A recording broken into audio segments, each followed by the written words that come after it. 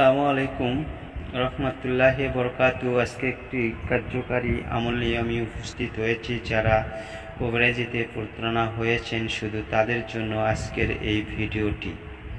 প্রথমে দোয়াটি শুনে নিন।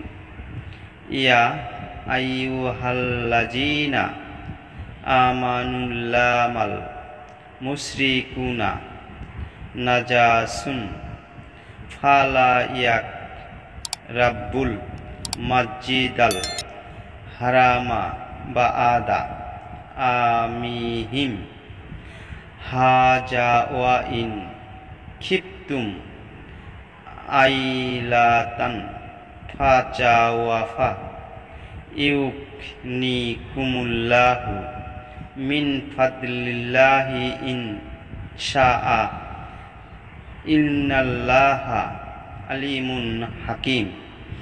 হে ঈমানদারগণ, মুশরিকরা তো অপবিত্র, সুতরাং এ বছরের পর তারা যেন মসজিদুল হারামের নিকট না আসে। আর যদি তোমরা দরিদ্রতার আশঙ্কা করো তবে আল্লাহ চাইলে নিজ করুণায় ভবিষ্যতে তোমাদের অভাব মুক্ত করে দিবেন। নিঃসন্দেহ আল্লাহ সর্বজ্ঞ প্রজ্ঞাময়।